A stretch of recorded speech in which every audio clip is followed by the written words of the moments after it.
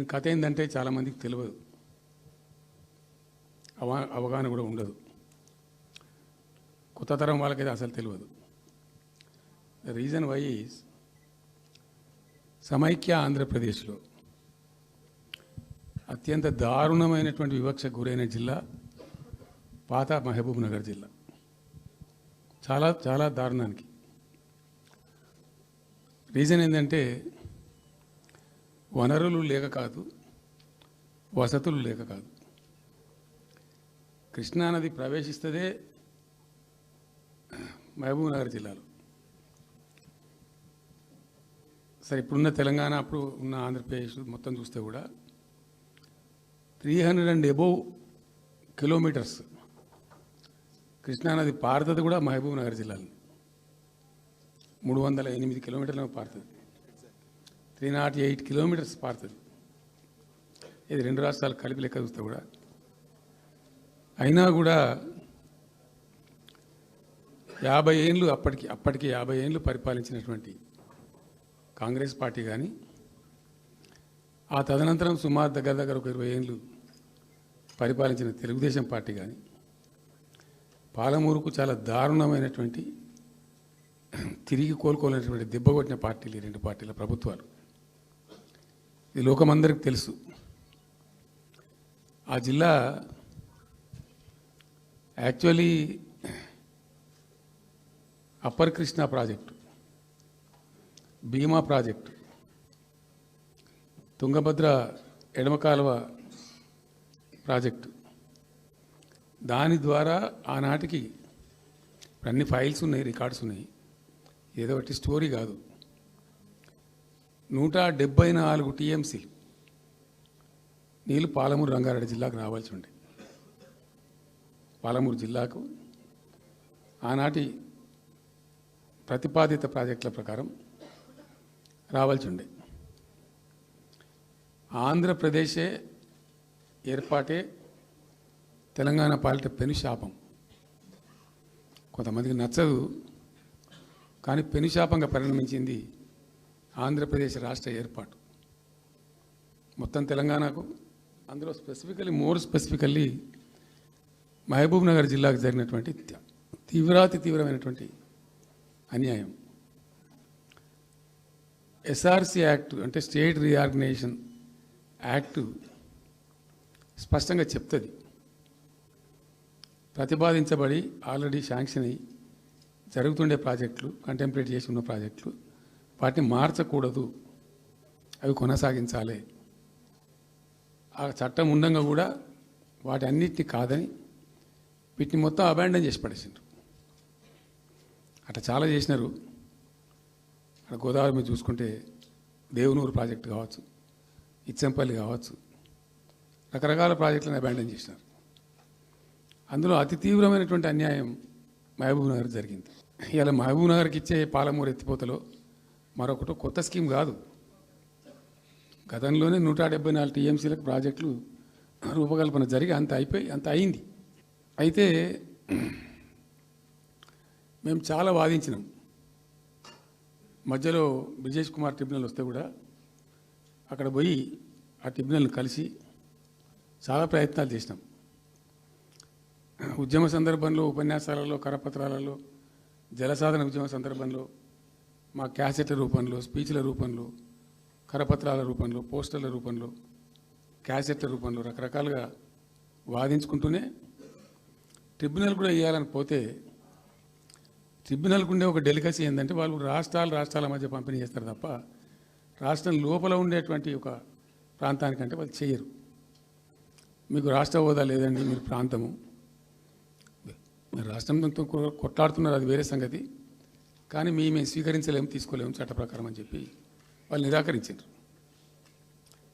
సరే, ఆ తదనంతరం ఉద్యమం జరిగింది, మీ అందరికి తెలుసు. ఇక్కడ ఇంకొకటి కూడా తప్పకుండా చెప్పాలి. బచావత్ ట్రిబ్యునల్ ఏర్పాటైనప్పుడు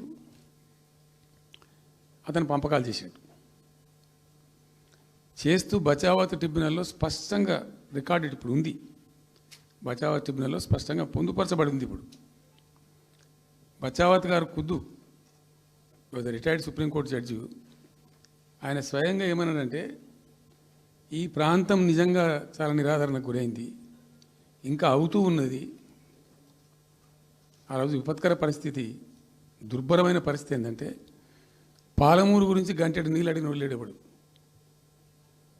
ఇంత కేటాయించండి, ఈ కరువు జిల్లా ఉంది అని అడిగేవాడే లేడు. ఆనాటి సమైక్య ప్రభుత్వం చేసిన ద్రోహం. బచావత్ ఏం చేసిండు, మాకు చూడబుద్ధి అయితే లేదు, ఇది మా అంతల మేమే సూమోటో ఈ సమైక్య ప్రభుత్వం ప్రతిపాదించకపోయినా ఒక 17 టీఎంసీ జూరాల ప్రాజెక్టు మంజూరు చేస్తున్నాము.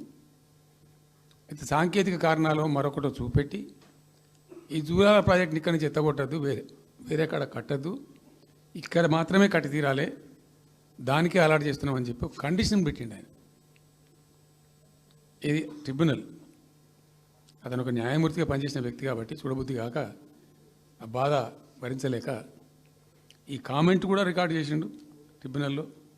ప్లస్ ఆ 17 టీఎంసీ జూరాల ప్రాజెక్టుకు కేటాయించిండు. ఎంత విషాదం అంటే అది ఎప్పుడో 74లో 74 నుంచి 78 దాకా జరిగింది కథ. అతను కేటాయిస్తే దానికి ముట్టినోళ్ళు లేడు, పట్టుకునోళ్ళు లేడు, తీసినోళ్ళు లేడు.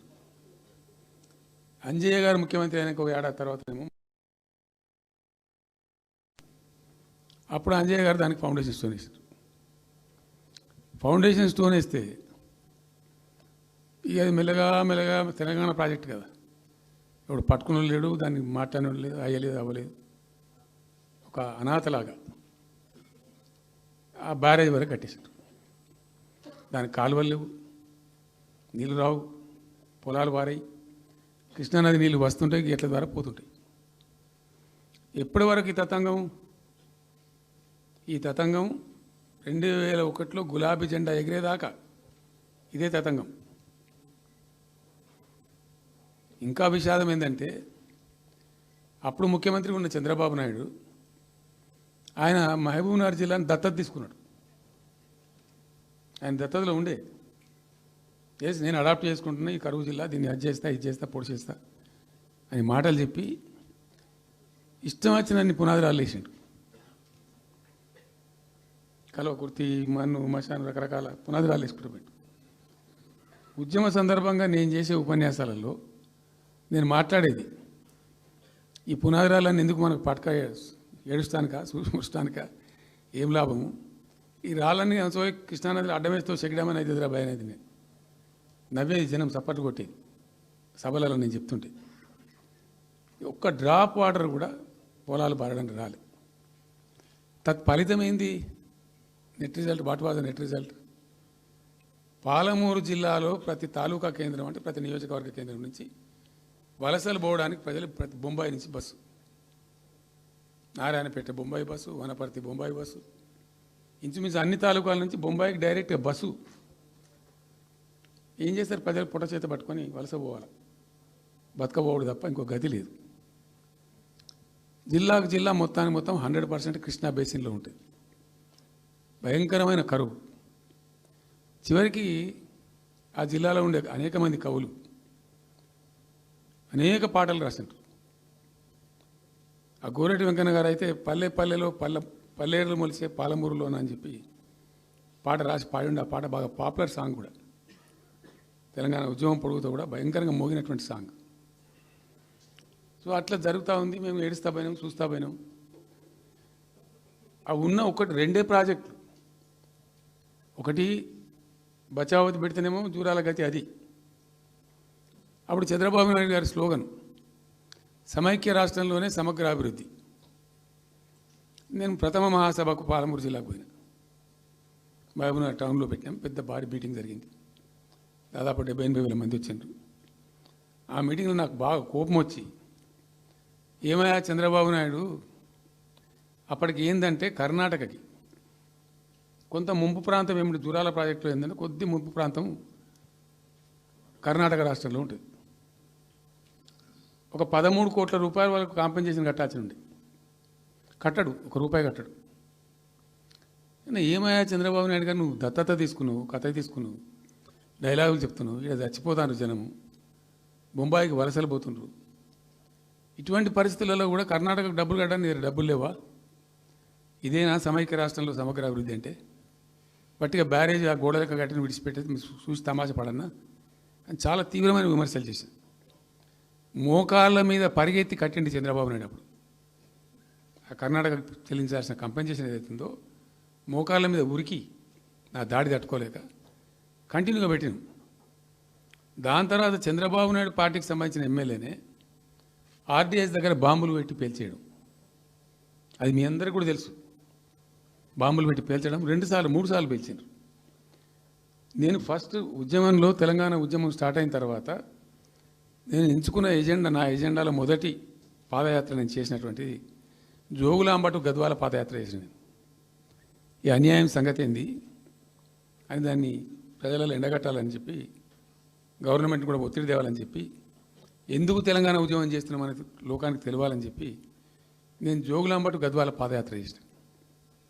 దాన్ని మొత్తం అసలు కంప్లీట్ 80,000 ఎకరాలకు బారాల్సినటువంటి ఆ ఆర్డీఎస్ కెనాలు 15,000 ఎకరాలు, 10,000 ఎకరాలు, 20,000 ఎకరాలకు వచ్చింది, తగ్గిపోయింది. అడిగే నాతుడు లేడు. నేను అంతకు ముందే పాదయాత్ర కన్నా ముందే స్వయంగా మేమందరం జిల్లా మహబూబ్నగర్ జిల్లా నాయకులు నేను కలిసి ఆర్డీఎస్ హెడ్ వర్క్స్ ఎక్కడ ఉంటాయంటే కర్ణాటకలో ఉంటాయి, రాయచూరు దగ్గర. అక్కడ దాకా పోయి మొత్తం ఆశాంతం ఆ కాలువ పొడవుతో తిరిగి అర్థం చేసుకొని ఆ తర్వాతనే నేను గద్వాల టు మన ఆలంపూర్ టు గద్వాల పాదయాత్ర పెట్టాం. తిరిగి దాన్ని ఎక్స్పోజ్ చేసినాం. అప్పుడు అక్కడ గొడవ చేస్తే మళ్ళీ అప్పుడు జూరాల లింక్ కెనాల్ని మొదలుపెట్టింది చంద్రబాబు నాయుడు. జూరాల టు ఆర్డీఎస్కు లింక్ కెనాల్ అని మళ్ళీ డ్రామా కట్టి, అంటే ప్రతిసారి ఏమార్చడము తెలంగాణ ప్రజలను ఒక రకమైన దగా చేయటం తప్ప రాలే, ఒక డ్రాప్ వాటర్ రాలే, ఎప్పుడు రాలే. సరే కొట్లాడుతూ పోయినాం, ప్రజలు బాగా కలిసి వచ్చిండ్రు, సందర్భం కలిసి వచ్చింది, తెలంగాణ అదృష్టం బాగుంది, తెలంగాణ రాష్ట్రం ఏర్పడింది. ఇదంతా కూడా మీకు అన్నముందు జరిగిన చరిత్ర, ప్రతి ఒక్కరికి తెలిసిన చరిత్ర. ఇది ఏం కొత్త స్టోరీ కాదు, కల్పిత కథ కాదు, పుట్టించి చెప్పేది కాదు. పాలమూరు జిల్లా యొక్క దరిద్రం, ఆ దరిద్రంలోకి పాలమూరు నెట్టివేయబడ్డ పరిస్థితి. నేను అందుకే ఊకే మొత్తుకునేది కదా, తెలంగాణ వెనుకబడ్డ ప్రాంతం కాదు, వెనుక పడేయబడ్డ ప్రాంతం, వెనుకకు నెట్టివేయబడ్డ ప్రాంతం అని చాలాసార్లు చెప్పేది. నేను వందల ఉపన్యాసాల్లో చెప్పినాం. అది ప్రూవ్ టు బి కరెక్ట్. దాని తర్వాత ఎక్కడి దాకా పోయిన పరిణామాలంటే, పాలమూరు జిల్లాలో ఎండాకాలం వచ్చిందంటే గంజి కేంద్రాలు పెట్టేది. ఏడిసినాం మేము ఒకరోజు. గంజి కేంద్రాలతోని పాలమూరు, ఎందుకంటే యువకులంతా పాపం వలస ఉన్న ముసలి వాళ్ళు చచ్చిపోడు, తిండి దొరకక, దానికి గంజి కేంద్రాలు పెట్టి కమ్యూనిస్ట్ పార్టీలు వాళ్ళు వచ్చేది కొంత అడావుడు చేసి ప్రజలకు కొంత గంజి పోసే ప్రయత్నం. చివరి గంజి కేంద్రాలు పెట్టే స్థాయికి దిగజారిపోయింది పాలమూరు. కృష్ణా నది 300 కిలోమీటర్లు పారే జిల్లాలో చాలా దారుణం పోయింది. లివ్వా అంటే కేటాయింపులు ఉన్నాయి, పత ఉంది, కార్ఖానా ఉంది, అప్పర్ కృష్ణా పేరుంది, తుంగభద్ర కాలువ పేరుంది, రకరకాల భీమా ప్రాజెక్టు పేరుంది, అన్నీ ఉంటాయి. కానీ ఇవి రాదు. చూడడానికి మళ్ళీ ముఖ్యమంత్రి దత్తతలో ఉంటుంది, కానీ రాదు, ఏమీ రాలే. ఇంకా అందంగా ఈ ప్రాజెక్టులను, నేను కూడా అప్పుడు తెలుగుదేశం పార్టీలో పనిచేసిన కదా, ఈ ప్రాజెక్టులకు పెండింగ్ ప్రాజెక్టులను పేరు పెట్టిన ఒక టైటిల్ గొప్పతనంలాగా పెండింగ్ ప్రాజెక్టుల జాబితాలో వాటిని తోసేసి పాలమూరున ఆ గతికి తెచ్చిండ్రు. సరే రాష్ట్రం వచ్చింది. వచ్చిన తర్వాత జరిగింది ఏంది, టోటల్గా మేము సమీక్ష చేసుకున్నాం. గోదావరి అయింది, గొంగడి అయింది, కృష్ణ అయింది, మనకు రావాల్సిన వాటా అయింది, దగా జరిగింది ఎక్కడ, ఎట్లా సరిదిద్దాలా, ఎట్లా మన ప్రయాణం ముందుకు పోవాలా, ఏం జరగాలి అని ఆలోచన చేసినాం. చాలా తీవ్రమైనటువంటి మదన పడ్డం. టాప్ ప్రయారిటీలో ఈ జిల్లా ఆదుకోవాలి మనం. అత్యంత భయంకరమైన కరువు ఉంది ఇక్కడ, కొంచెం లైన్లో పెట్టుకోవాలి. ఇప్పుడు మన సొంత రాష్ట్రం కాబట్టి మనకు ఆ ఇబ్బందులు ఉన్నాయని చెప్పి మా ప్రస్థానం ప్రారంభించాం. మొట్టమొదలు యుద్ధ ప్రాతిపదికన ఏవైతే పెండింగ్ ప్రాజెక్టులను పెట్టినరో వాటిని రన్నింగ్ చేసినాం. వాటిని అన్నిటికని నెట్టెంపాడు కావచ్చు, భీమా కావచ్చు, కల్వకుర్తి కావచ్చు, అన్నిటిని కూడా బ్రహ్మాండంగా లైన్లోకి తెచ్చి స్టార్ట్ చేసినాం. నికరంగా 6.5 లక్షల ఎకరాలకు ఆయకట్టు తెచ్చినాం ఆ పాలమూరు జిల్లాలో మా గవర్నమెంట్ ఉన్నప్పుడే. ఇది అక్కడ ప్రజలందరికీ తెలుసు, అందరికీ తెలుసు, ప్రతి వాళ్ళకి తెలుసు. సామర్థ్యాలు పెంచుకున్నాం కొన్ని. నెట్టెంపాడులో భాగంగా ఒకటి రేలంపాడు రిజర్వాయర్ ఉంటుంది. అది జస్ట్ 1.5 TMs, 1/4 to 2 TMs అది ఉండే. నేను రివ్యూ చేసి అక్కడ రైతులతో మాట్లాడి మీకు పంట పండదు, కష్టమవుతుంది కాబట్టి దీన్ని కొద్దిగా పెంచాలని చెప్పి డబుల్ ద సైజ్ చేసినాం, 4 TMs చేసినాం పంట పండాలి కాబట్టి. అట్లా రకరకాల చర్యలు తీసుకొని దాని ద్వారా ఆ కల్వకుర్తి లిఫ్ట్ ఇరిగేషన్ ద్వారా, ఈ నెట్టెంపాడు ద్వారా, భీమా phase 1, phase 2 ద్వారా అన్నీ కలిపి 6.5 లక్షల ఎకరాలకు. వాస్తవం చెప్పానంటే ఎంత దుఃఖభాజనం అంటే, ఎంత బాధాకరం అంటే, కృష్ణానది 300 కిలోమీటర్లు ప్రవహించేటువంటి పాలమూరులో 30,000 ఎకరాలు కూడా పారకం లేదండి. RDS అన్ని కలిపి లేదు, అసలు రావు, నీళ్ళు రావు, కాలువ లేదు, పొలం లేదు, ఏం లేదు. అందుకే అది వలసల జిల్లా అని పేరు ఎందుకు వచ్చింది పాలమూరుకు? ఎందుకు వలస పోతారు ప్రజలు? ఎంత కంపల్సరీ ఉంటే పోతారు, ఎంత దుఃఖం ఉంటే పోతారు, ఎంత బాధ ఉంటే పోతారు. ఆ విధంగా ఒక 6.5 లక్షల ఎకరాలు దానికి తెచ్చినాం. మిషన్ కాకతీయలో కొద్దిగా ప్రయారిటీ పెట్టి, భౌగోళికంగా బాగా విశాలంగా ఉండే జిల్లా కాబట్టి ఇప్పుడు కొత్త జిల్లాలు తీసుకున్నాం, కానీ ఆ రోజు అది పెద్ద జిల్లా. దానికి మిషన్ కాకతీయలో టాప్ ప్రయారిటీ ఇచ్చి మైనర్ ఇరిగేషన్ చెరువులు మొత్తాన్ని పోయినాయిగా అమ్ముకున్నారు, అబాండనైనాయి. మిగిలిన వాటిని కొంచెం సామర్థ్యాలు పెంచి ఒక పద్ధతికి తెచ్చినాం. అదో 1,20,000-1,50,000 ఎకరాలకు అది దోహదపడ్డది. చెక్ డ్యాములు కూడా కట్టుకున్నాం, చాలా వాగుల మీద 100ల కొద్ది చెక్ డ్యాములు కట్టినాం. ఇవన్నీ కూడా మీ కళ్ళ ముందే జరిగినాయి, మీ అందరికీ కూడా తెలుసు. ఈ RDS కెనాల్కి మోసం జరిగింది కాబట్టి మధ్యలో తుంగభద్ర మీద పెట్టి తుమ్మిల లిఫ్ట్ కూడా తెప్పించి తుమ్మిల లిఫ్ట్ కూడా పూర్తి చేసినాం. ఏది RDS ద్వారా కోల్పోయిన ఆయకట్టును రిస్టోర్ చేయడానికి తుమ్మిల లిఫ్ట్ కూడా స్టార్ట్ చేసినాం, నీళ్ళు పోపించినాం, బ్రహ్మాండంగా ఆయకట్టు అంతా పార్పించినాం.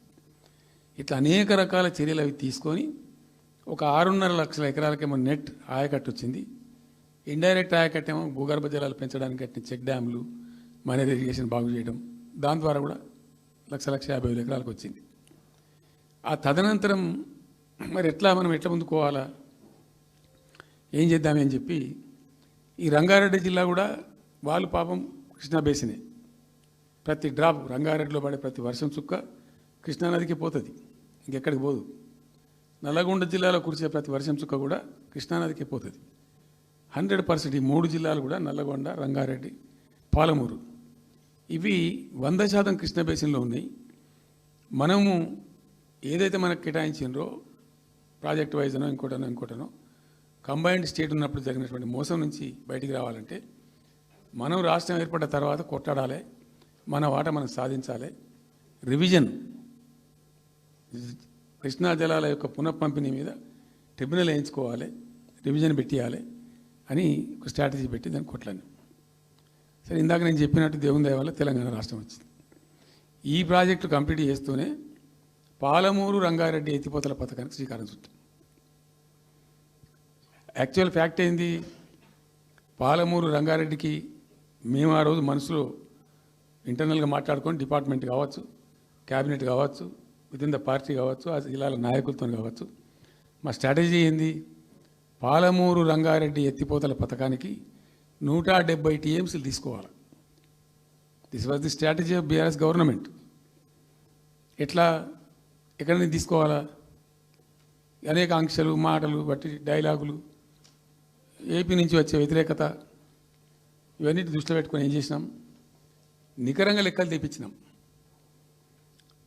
ఈ మహబూబ్ నగర్ జిల్లాలో మైనర్ ఇరిగేషన్లో పాత చెరువులు ఏవైతే బచావ్ అవుతున్నప్పుడు లెక్క పెట్టినటువంటి చెరువులు ఏవైతే ఉన్నాయన్నీ మాయమైనవి, వాటి సామర్థ్యం ఆ రోజు ఎంత, ఇవాళ నెట్ సామర్థ్యం ఎంత అని లెక్కలు తీసి కేంద్రానికి సమర్పించి ఒక 45 TMs దానికి కేటాయించింది ఆ రోజు మేము ఎంత అంటే 90.81 TMs. 90.81 పాలమూరు రంగారెడ్డికి మేము కేటాయించింది ఆ రోజుకు. అయితే 170 ఎట్లా అంటే మరి మాకు ఇంకా వాటా వస్తుంది కదా, ట్రిబ్యునల్ వచ్చిన తర్వాత మాకు వాటా వస్తే దానిలో తీసుకున్న నీళ్ళని కూడా దీనికే మనం అటాచ్ చేసుకుంటామని చెప్పి 91 పాయింట్ తీసుకున్నాం. ఎట్లా తీసుకున్నాము? బచావత్ ట్రిబ్యునల్లోనే ఒక తీర్పు చాలా స్పష్టంగా ఉన్నది, డెసిషన్ అది, ట్రిబ్యునల్ యొక్క నిర్ణయం ఏంటిది? ఆంధ్ర వాళ్ళు మొదటి నుంచి కూడా మేము కొంత గోదావరి నీళ్లు కృష్ణా డెల్టాకి తెచ్చుకుంటాం, నాగార్జున సార్ ఆయకట్టుకు తెచ్చుకుంటాం, మరో దాన్ని తెచ్చుకుంటాం అనే పద్ధతులు మొదలుపెట్టి తెచ్చుకున్నారు. దాంట్లో భాగంగా 80 టీఎంసీలు వాళ్ళు తీసుకుంటున్నారు. ఇది పోలవరం కట్టి ఆ కెనాల్ అప్పుడు వైఎస్ రాజశేఖర్ తవ్విండి కదా, పట్టిసీమ లిఫ్ట్ పెట్టిండ్రు, ఇనీషియల్ లిఫ్ట్ పెట్టిన తర్వాత ఇప్పుడు కెనాల్ అయింది. సో దాన్ని 80 టీఎంసీలు వాళ్ళు వాడుకుంటున్నారు, ఎక్కువనే వాడుకుంటున్నారు. సో వాళ్ళు డిపిఆర్లో సబ్మిట్ చేసినారు చాలా క్లియర్గా స్పష్టంగా, ఏమని 80 టీఎంసీలు మేము తీసుకుంటున్నాం, 80 టీఎంసీలు పైన 5 రాష్ట్రాలకు బచావత్ ట్రిబ్యునల్ ప్రకారం ఇస్తాం. అది 3 రాష్ట్రాలకు ఇస్తారు, తెలంగాణ రాష్ట్రానికి, కర్ణాటకకు, మహారాష్ట్రకు. తెలంగాణకు 45, వాళ్ళిద్దరు కలిపి 35, కర్ణాటకకు 21 టీఎంసీ, మహారాష్ట్రకు 14 టీఎంసీ. వాళ్ళిద్దరు కూడా వాడుకుంటున్నారు. అది కర్ణాటక వాళ్ళు ఆల్రెడీ ఆర్ యూజింగ్ 21 టీఎంసీ ఏదైతే పోలవరం నీళ్ళు అక్కడ వాళ్ళు తీసుకున్నారు కాబట్టి దాని కంపెన్సేటర్ కింద వచ్చినటువంటి దాన్ని they are using it, right రాయాలి. మహారాష్ట్ర కూడా వాడుతున్నారు, లెక్కల్లో చూపించారు వాళ్ళు, వాళ్ళ ప్రాజెక్టుల డిపిఆర్లో వాళ్ళ లెక్కల్లో చూపెట్టినారు. ఇక వాడుకోవాల్సింది వాళ్ళు మనం. సో ఆ 45 టీఎంసీ మనది ఉంది కదా, మనకు ట్రిబ్యునల్ కేటాయించిందే కదా, అప్పనంగా ఏదో వచ్చేది కాదు కదా. సో ఆ 45 ఈ మైనర్ ఇరిగేషన్ లాసెస్ 45 కలిపి 90.81 టీఎంసీలకు దాన్ని ప్రతిపాదించింది. It has a strong basis, ఏదో గాల్లే అడవులు జమాబందీ ఏర్పడతాడు చేసింది కాదు, ఒక స్పష్టమైనటువంటి విధానంతో, ఒక అవుట్లుక్తో, భవిష్యత్తు ప్రయోజనాలను దృష్టిలో పెట్టుకొని చేసినటువంటి చర్య. చేసినాం. ప్రాజెక్టు 30,000 కోట్లు, 35,000 కోట్లు మంజూరు చేసినాం. అందులో 27,000 కోట్లు ఖర్చు పెట్టినాం. ఆల్మోస్ట్ దగ్గర 88-90% పనులు పూర్తి అయిపోయినాయి. ఈ ఆంధ్రాతోని పంచాయతీ ఉంటుంది ఎప్పటికైనా, వాళ్ళు పోతిరెడ్డిపాడు పొక్కగొట్టి దాన్ని పెంచి, ఇక దాన్ని ఇంకింత పెంచి ఇక తెలుగు గంగా అనే పేరు మీద మొదలై అది ఎటెటెటెటు పోతుంది ఇక అడవుల జమాబంది. కాబట్టి మనం క్విక్కెస్ట్ పాసిబుల్ టైంలో తీసుకోవాలని ఆ వచ్చే వాటర్ను అక్కడ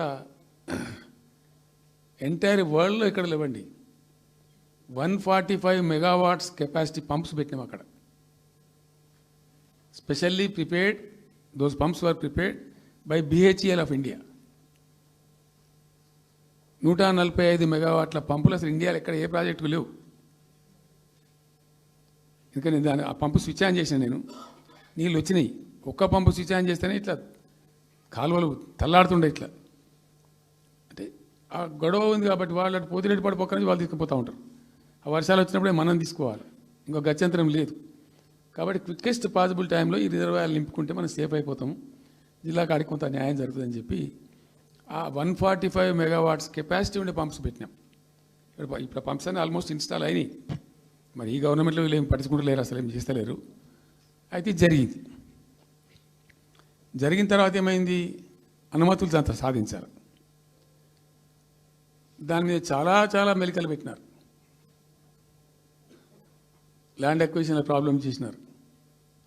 అయినా 27,000 ఎకరాలు మేము అక్వైర్ చేసినాం సక్సెస్ఫుల్గా. అదంతా క్లిష్టమైన సబ్జెక్ట్ ఈ రోజులలో ల్యాండ్ అక్విజిషన్ అంటే. అయినప్పటికీ 27,000 ఎకరాలు అక్వైర్ చేసినాం, 27,000 కోట్లు ఖర్చు పెట్టినాం. అంత కాన్సన్ట్రేట్ చేసినాం. గ్రీన్ ట్రిబ్యునల్కి పోయినారు, ఆ స్టేని క్యాన్సిల్ చేయించినాం. అనేక రకాల అడ్డంకులు కల్పించే ప్రయత్నాలు ఎన్ని చేసినా వాటన్నిటిని అధిగమిస్తూ ఆ ప్రాజెక్టును ముందుకు తీసుకొని పోయినాం. అయితే ఈ పంపులన్నీ ఇన్స్టాలేషన్ అయిపోతుంది, బ్రహ్మాండంగా ఉంది. సరే, ఇంతగా అయితే మా గవర్నమెంట్ మారింది.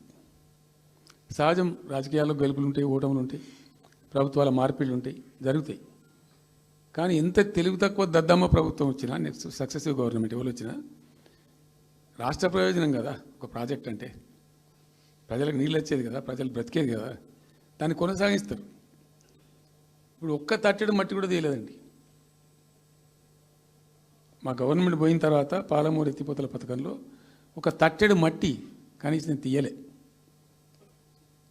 మరి దాన్ని ఎందుకు అబాండన్ చేసినరో, దాని వెనక ఏం ఉద్దేశం ఉందో, ఇంత నిష్క్రియాపరత్వం ఏంది, ఇంత దారుణమైంది. 2 నెట్ సంవత్సరాలు గడిచిపోయినాయి. ఇప్పుడు మేము గమనిస్తున్నాం. మధ్యలో ఏమైంది, కేంద్ర ప్రభుత్వంతో తమాషా. బీజేపీ మొదటి నుంచి మాకు తెలంగాణకు శని అయింది. అది కేంద్ర ప్రభుత్వం ప్రతిదాన్ని వ్యతిరేకించడమే. ప్రతిదాన్ని చంద్రబాబు ఎన్డీఏలో చేరడం, ఆయన మాటలు పట్టుకొని వ్యతిరేకించడం, అడ్డంగా ఇష్టం వచ్చిన పద్ధతిలో. మేము బాగా కొట్టాను. మేము ఉన్న రోజులు అనేకమైనటువంటి పోరాటాలు చేసి దాన్ని ఎప్పటికప్పుడు సాధించుకున్నాం. అనుమతులు కానీ ఇంకోటి కానీ మొత్తం 9-10 అవసరం పడతాయి. అందులో 6 అనుమతులు ఆల్రెడీ వచ్చేసినాయి. మెయిన్ ఎన్విరాన్మెంట్ అసెస్మెంట్ కమిటీది అదే మెయిన్ అసలు ప్రాజెక్టుకు లైఫ్ లైన్. దాని మొత్తం అనుమతులు వచ్చేసినాయి. దాని తర్వాత మిగిలిన అనుమతులన్నీ లాంఛనమేగా ఇచ్చేయాల్సిందే. అది ఇచ్చిందంటే అటువంటి అతి ముఖ్యమైనటువంటి అనుమతి కూడా తెచ్చినాం. అన్నీ వచ్చిన తర్వాత కేంద్ర ప్రభుత్వం మన చంద్రబాబు నాయుడు ఎంపీలు అవసరం ఉంది కదా అక్కడ వాళ్ళకు. ఇప్పుడు ఇద్దరు ఎంపీలు అవసరం కదా, నితీష్ కుమార్, చంద్రబాబు నాయుడు. దానికోసం బీజేపీ ఎంతకైనా దిగజారుతుంది. ఆడ ప్రభుత్వం నిలబెట్టుకోవాలి కాబట్టి ఎంతకైనా దిగజారి ఆయన మాట పట్టుకొని డిపిఆర్ను వాపసు పంపించారండి. మేము ఉన్న రోజులు రాలే డిపిఆర్ వాపసు. అనుమతులు తెచ్చిన ఉల్టా మేము. ఇంకా డిపిఆర్ వాపసు వస్తే భూమి ఆకాశం ఒకటి చేయాలా రాష్ట్ర ప్రభుత్వం. ఎంత లొల్లి చేయాలా, ఎంత హడావుడి చేయాలా. ఆల్ పార్టీ డెలిగేషన్ తీసుకుపోవాలి. అవసరం వస్తే మేము వడ్లు కొనకపోతే పోయి ఢిల్లీలో ధర్నా చేసినామండి. మేము అప్పుడు మా గవర్నమెంట్ ఉన్నప్పుడు రైతులు పండించిన పంట కొనకపోతే యావత్తు ఎమ్మెల్యేలు, క్యాబినెట్ అందరం పోయి ఢిల్లీలో ధర్నా చేసి కేంద్ర ప్రభుత్వం మెడలు వంచినాం. మేము 80 లక్షల టన్నులు మనకి తీసుకుంటామనేటువంటి ఒప్పందం మీద సంతకం చేయించుకొని వచ్చినాం. వడ్లు కొనిపించినాం ఎఫ్సిఐతోని. మామూలు వడ్లు కొనకపోతేనే మేము అంత అడావుడి చేసిపోయినాము. కానీ ఒక ఇంత పెద్ద ప్రధానమైన 3 జిల్లాలకు సంబంధించిన ప్రాజెక్టు డిపిఆర్ వాపసు పంపిస్తే వీళ్ళు కుయ్యలేదు, కుట్టుకోలేదు, వాళ్ళకి చెప్పని కూడా చెప్పలేదు. తెలియదు ఎవరికి బయట. జస్ట్ దేవర్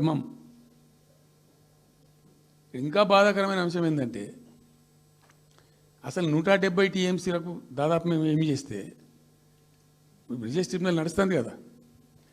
దీనిలో ఎట్లుంటుందంటే ఇంకో విషయం అండి, దీన్ని స్పష్టంగా చెప్తున్నాను, మళ్ళీ కన్ఫ్యూజన్ వద్దు. దేశంలో ఒక కొత్త రాష్ట్రం ఏర్పడితే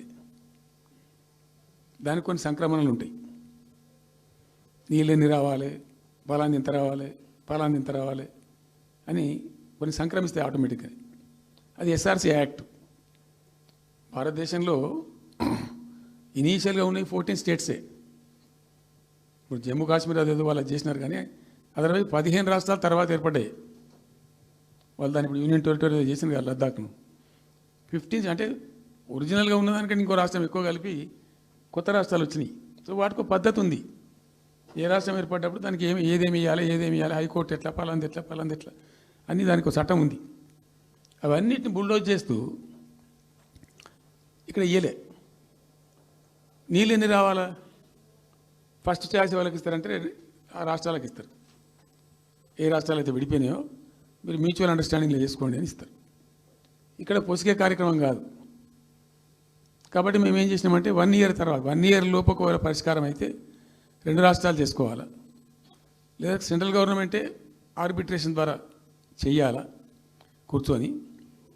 చేయనప్పుడు ఏం చేయాలంటే సుప్రీంకోర్టుకు పోవాలి. మేము 1 ఇయర్ తర్వాత కేంద్ర ప్రభుత్వానికి అప్పీల్ చేసినాం. సెక్షన్ 3 వేయండి, మాకు కృష్ణా జలాల పునఃపంపిణీ చేయండి. చేస్తే దాన్ని వాళ్ళు ఖాతరు చేయాలి. మేము సుప్రీంకోర్టుకు పోయినాం. సుప్రీంకోర్టు కోపానికి వచ్చింది కేంద్ర ప్రభుత్వం మీద కూడా. ఒక రాష్ట్రం అంటూ ఏర్పడ్డప్పుడు యాక్ట్ ప్రకారం, పార్లమెంట్ యాక్ట్ ప్రకారం వాళ్ళకి రావాల్సిన అన్నీ రావాలి కదా. మరి ఇది కూడా వాళ్ళకి ఏదో తేల్చండి, మీరు తెలుస్తారా లేదంటే అప్పుడు ఆ మంత్రి, ఆయన పేరు షెకావత్ ఉండే కదా, గజేంద్ర సింగ్ షెకావత్. నేను ఢిల్లీ పోయినప్పుడు నన్ను రిక్వెస్ట్ చేసిన ఆయన, భాయ్ సాబ్ మాకు కూడా ఇబ్బంది అవుతుంది, మీరు అది విత్డ్రా చేసుకోండి సుప్రీంకోర్టులో కేసు, మేము సెక్షన్ 3 చేస్తామండి. అప్పటికి 2-3 ఏళ్ళు గడిచిపోయింది, డిలే అవుతా ఉన్నది. నేను పోయినప్పుడు అలా అడుగుతున్నా, పర్సూ చేస్తున్నా, మాట్లాడుతున్నాం. ప్రైమ్ మినిస్టర్ లెటర్స్ ఇచ్చినాం, అన్నీ చేస్తున్నాం. ఫైనల్గా సుప్రీంకోర్టు చివాట్లు పెట్టిన తర్వాత వాళ్ళు ఉండి మీకు విత్డ్రా చేసుకుంటే దయచేసి మేము సుప్రీంకోర్టు ఆర్డర్ వస్తుందని తెలిసిపోయింది వాళ్ళకు కూడా. ఆటోమేటిక్ ఇస్తుంది కదా కోర్టు ఆర్డర్, న్యాయప్రదంగా రావాల్సింది ఇస్తుంది. కాబట్టి ఎట్లా తప్పేటట్లేదు ఇక కోర్టు ఆర్డర్ ఎందుకని చెప్పి మీరు విత్డ్రా చేసుకోండి బాయ్ సాబ్, మేము ఇచ్చేస్తాము. మంచిగా విత్డ్రా చేసి మళ్ళీ లెటర్ పెట్టినాం. మీరు చెప్పిన ప్రకారం విత్డ్రా చేసుకున్నామండి అంటే లెటర్ పెట్టండి అంటే పెట్టినాం. అది ప్రాసెస్లో ఉంది సెక్షన్ 3 వేయడానికి. చివరికి వేసారు. ఇప్పుడు సెక్షన్ 3 వేసారు. దాని మీద బ్రిజేష్ ట్రిబ్యునల్ అపాయింట్మెంట్ కూడా అయిపోయింది. ఇప్పుడు వాదనలు జరుగుతున్నాయి.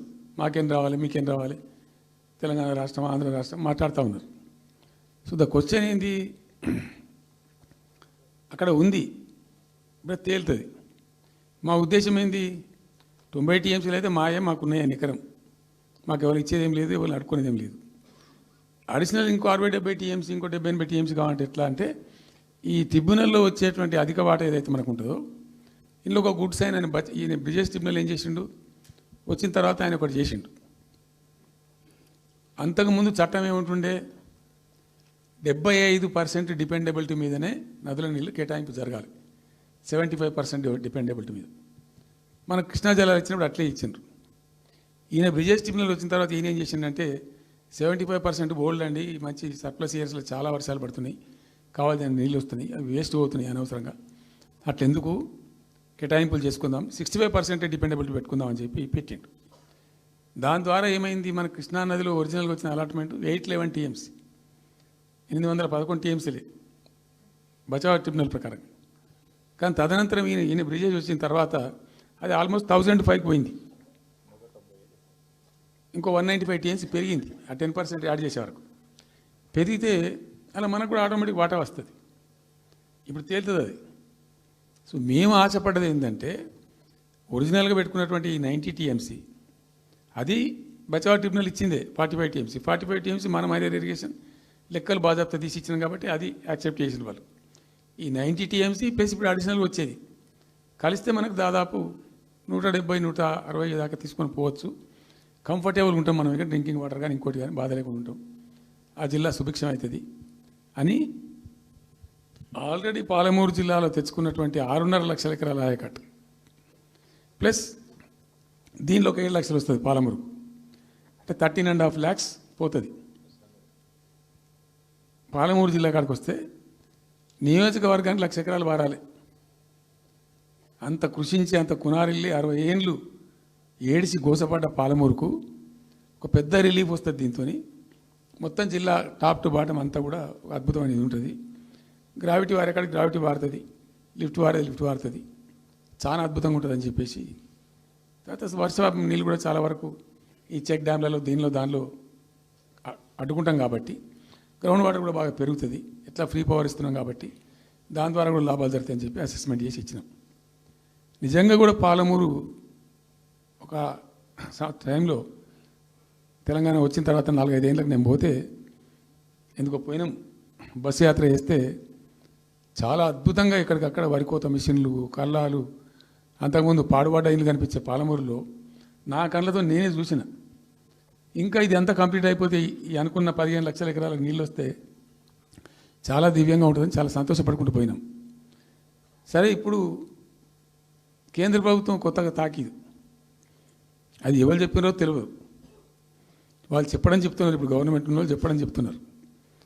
ఏంది, మీరు 90 టీఎంసీలు పెట్టుకున్నారు, పాత గవర్నమెంట్ పంపించింది, ఒకటి డిపిఆర్ తిప్పి పంపించిండ్రు, దాని మీద సడి లేదు, సప్పుడు లేదు, లుల్లి లేదు, లుకాండం లేదు, తల ఊగుతున్నారు. ఎందుకు తల ఊగుతున్నారు? రాష్ట్ర ప్రయోజనాలు కాపాడడానికి లేకపోతే, రాష్ట్రానికి వచ్చిన నీళ్ళని కూడా కాపాడే స్థితి లేకపోతే ఇదేం దద్దమ్మ ప్రభుత్వం? ఇంత చేత కానీ ప్రభుత్వం ఉంటే ఎట్లా? నోరు లేని ప్రభుత్వం ఉంటే ఎట్లా? పెద్ద నోరు పెట్టుకొని పెద్ద గడబడి చేయాలి కదా. ఒక 10 టీఎంసీలు పోతేనే ఒక్కొక్క రాష్ట్రం ఎక్కడ దగ్గర పోయి కొట్లాడతారు. ఇవాళ మొత్తం డిపిఆర్ఏ పంపించి ప్రాజెక్ట్ని ఆగం చేసే పరిస్థితి వస్తే సప్పుడు లేదు ఒకటి. రెండవది, ఇప్పుడేం చేసిండ్రు, ఇరిగేషన్ మంత్రికి లెటర్ రాసిండు. వాడు చెప్పిండా చెప్పలేదా భగవంతుని గారికి, 45 టీఎంసీలు ఇవ్వండి మాకు అనుమతి అని చెప్పి. ఎట్లా రాస్తావు నాకు అర్థం కాదు. నువ్వు ఏ ముఖం పెట్టుకొని రాస్తావు? ఇదో ప్రభుత్వమా? ఉన్నది ఉన్న వస్త్రానికి పోతే అనవస్త్రం పోయింది అన్నట్టు ఉన్నది కూడా కొట్టుకుంటారు ఎవడన్నా? ఎవరై నీళ్ళు అవి? ఆల్రెడీ బచావ్ ట్రిబ్యునల్ తీర్మానంలో ఇచ్చింది, దాన్ని కర్ణాటక వాడుతుంది, అటు మహారాష్ట్ర వాడుతుంది. వాళ్ళ లెక్కల్లో చూపెడుతున్నారు వాళ్ళు. ఆల్మట్టి డ్యాంలో వినియోగంలో చూపెడుతున్నారు వాళ్ళు. మాకు వచ్చిన 21 టీఎంసీ మేము ఇక్కడ వాడుతున్నామని చెప్పి. ఆ 2 ఎగువ రాష్ట్రాలు వాడుతుంటే ఇక్కడ వచ్చి మనకు వచ్చినటువంటిది బాజాప్తా, అది కూడా ట్రిబ్యునలే కదా, బచావత్ కూడా ట్రిబ్యునలే కదా. ఆ ట్రిబ్యునల్ తీర్పు ద్వారా వచ్చిన 45 టీఎంసీ నువ్వు ఎందుకు ఆపుతున్నావు ఇప్పుడు? ఇది రాష్ట్ర ప్రభుత్వమా? అసలు ప్రభుత్వం ఉందా? నిద్రపోతున్నారా? ఇంతసేపు రియల్ ఎస్టేట్ దందా తప్ప ఇంకోటి లేదా? ఇల్టు భూములు ఎట్లా అమ్ముదాం, పల్టు భూములు ఎట్లా అమ్ముదాం, ఆ భూములు ఎట్లా దెబ్బ పెడదాం, ఇంకెంత కమిషన్ కొడదాం, ఇది తప్ప రాష్ట్ర ప్రయోజనాలు, నీళ్లు, రైతులు, మనుషులు లేరా? ప్రాజెక్టులు ఎందుకు 2 ఏళ్ల నుంచి ₹1 పెట్టలే? ఎందుకు ఒక తట్టడి మట్టి తీయలే? ఎవరు నిరోధించిన మిమ్మల్ని? ఎవరు అడ్డుపడ్డారు మీకు? ఎవరు కట్టేసారు మీ కాలను? అటు పైసా పనిచేయరు, నిష్క్రియాపరత్వంగా ఉంటారు. డిపిఆర్ పంపిస్తే సపోర్ట్ చేయరు. ఇలా చివరికి 45 టీఎంసీ అని రాస్తారు. అంటే ఏం కాబోతుంది? ఎవరో ఒత్తిడి ఉంది దీని వెనుక? ఏం కుట్ర దాగి ఉంది? ఇది 2 ఏళ్ల నుంచి నేను మౌనం పాటించి చూసుకుంటూ వస్తున్నాం. తప్పని పరిస్థితి నేను బయలుదేరినప్పుడు తప్పదు. అటు కేంద్రాన్ని ఎక్స్పోజ్ చేస్తాం, ఇటు రాష్ట్రాన్ని ఎండగడతాం ప్రజల మధ్యలో ఖచ్చితంగా. ఇలా మొత్తం విస్తారంగా మాట్లాడినాం, చర్చించినాం. చాలా పెద్ద ప్రజా ఉద్యమాన్ని శ్రీకారం చుడతాం. కంపల్సరీ పాలమూరు, రంగారెడ్డి, నల్లగొండ జిల్లాలలో గ్రామాన దానికి పోస్టర్ డిజైన్ అవుతుంది, కరపత్రం డిజైన్ అవుతుంది. ప్రజా ఉద్యమాలు చేస్తాం, పెద్ద బహిరంగ సభలు పెడతాం. నేను స్వయంగా అటెండ్ అవుతున్న బహిరంగ సభలకు. ప్రజాక్షేత్రంలో ఈ ప్రభుత్వం యొక్క నిష్క్రియాపరత్వాన్ని ఎండగడతాం. ఇప్పుడు వాయిస్ అయితే తెలంగాణకు, మరి తెలంగాణకు ఉన్న ప్రభుత్వం మాట్లాడకపోతే ఇంకెవరు మాట్లాడాలా? మాకు 2 బాధ్యతలని, ఒకటి తెలంగాణ తెచ్చిన పార్టీగా, రెండవది ప్రధాన ప్రతిపక్షంగా కూడా కంపల్సరీ మా డ్యూటీ మేము చేయాలి. అందుకోసం గాను వీళ్ళు ఏదో తమాషకు మేము అదోటి ఇదోటి అడ్డం పొడుగు మాట్లాడి, కిరికిరి మాటలు మాట్లాడి, ఈ కారు కూతలు కూసి ఏదో చేస్తామనుకుంటే నడవదిగా. ఈ ఏళ్ళ దాకా వేరే కథ, రేపటి నుంచి వేరే తోలు తీస్తాం ఎక్కడికక్కడ. ప్రజలు ఖచ్చితంగా ఎక్కడికక్కడ నిలబెట్టే ప్రయత్నం చేస్తాం. అడుగున చెక్ చేస్తాం, ప్రతి విషయంలో చెక్ చేస్తాం. Sufficient time we have given. మేము తొందరపడి మేము ఎందుకు కనేరి అయ్యి మా ప్రభుత్వం పోయింది వీళ్ళు వచ్చింది అనేటువంటి ఒక పిచ్చి అయ్యి అట్లా మేము చేయలే, అటువంటి వాడికి పోలే. ఇష్యూల మీద పోరాడుతున్నాం, ఒకే ఫీజు ఎంబర్స్ మీద పోరాడుతున్నాం, ఇంకోటి పోరాడుతున్నాం, రకరకాల భూదందాల మీద, దోపిడీ మీద, అలాగా చెర్ల మీద పోరాడుతున్నాం. పార్టీ కొట్టాడుతున్నది, తప్పదు కాబట్టి కొట్టాడుతాం. ఇప్పుడు మొత్తం మొదటికే ముప్పొచ్చే పరిస్థితి ఉంది. అటు గోదావరి మీద అరాకిరి చేసి చంద్రబాబు నాయుడు, ఏపీ ప్రభుత్వం నల్లమల సాగరు, ఈ సాగరు, ఆ సాగరు, అటు గోదావరి దోపిడీ జరుగుతూ ఉంటే దాని మీద సప్పులు లేదు. ఇటు కృష్ణలో ఇంత ఘోరంగా పాలమూరు ఎత్తిపోతల మీద దీని మీద సప్పులు లేదు. మరి ఎవరి ప్రయోజనాల కోసం ఉన్నట్టు రాష్ట్ర ప్రభుత్వం? ఏం చేయడానికి ఉన్నట్టు? ఏం జరుగుతున్నట్టు రాష్ట్రంలో? కాబట్టి ఎట్టి పరిస్థితుల్లో నేనే స్వయంగా రంగంలో దిగాలనుకున్నా. దీనం ఈరోజు డిసిషన్ అయిపోయింది. 2-3 రోజులలో, 2-3-4 రోజులలో, రాబోయే 3-4 డేస్లో ఆయా జిల్లాల నాయకులతో సమావేశమై ఖచ్చితంగా చాలా పెద్ద ఎత్తున అక్కడ గ్రామానికి డప్పు కొడతాం, మొత్తం సభలు పెడతాం, కవులు, గాయకులు, కళాకారులు అందరినీ తట్టి లేపుతాం. మీ పత్రికా విలేకరులను కూడా రిక్వెస్ట్ చేస్తాం. అక్కడ జరిగే అన్యాయాన్ని, ప్రజలకు జరిగేటువంటి అన్యాయాన్ని, ఈ జలదోపిడిని అరికట్టాలని ఈ కేంద్ర ప్రభుత్వం అవలంబిస్తున్న విధానాన్ని కూడా తప్పకుండా చేస్తాం. ఇన్ని రోజులు ఒక రకంగా పోయినాం, కానీ ఇక తప్పేటట్లేదు. ఇప్పుడు ఎవరితోనైనా సరే కొట్లాడతాం, తెలంగాణ కోసం భయపడం, యాందాకాని పోతాం, ఈ కొండ మీద గోప అయినా సరే కొట్లాడతాం, తప్ప ఇడిచిపెట్టాం. ఇక్కడ ఏమి ముఖాలు చూసేది కానీ ఇంకోటి కానీ నైసిటీస్ ఏం లేవు. There is no nicety at all. Will fight, డెఫినెట్గా ఫైట్ చేస్తాం. ఎందుకంటే రక్షించుకోవాలి, రాష్ట్రం యొక్క హక్కులు రక్షించుకోవాలి, నీళ్ళు రక్షించుకోవాలి, రాష్ట్ర ప్రజల ప్రయోజనాలు రక్షించుకోవాలి. ఈ విధంగా ఇప్పుడు మా కళ్ళ ముందే జరిగినటువంటి దీనిలో ఈ దుర్మార్గంలో ఎట్లా మౌనం పాటిస్తాడు కేసీఆర్? ఎందుకు మౌనంగా ఉంటాం? ఎవరి కోసం ఉంటాం? ఎందుకోసం ఉండాలి? కాబట్టి అరాకిరి ముచ్చట్లు కావు. ఇష్టం వచ్చినట్టు మాట్లాడి, ఇష్టం వచ్చినట్టు ఆల్తు ఫాల్తు కూతలు కూసి ఏదో చేస్తామంటే అది జరిగేది కాదు, జరగనీయం.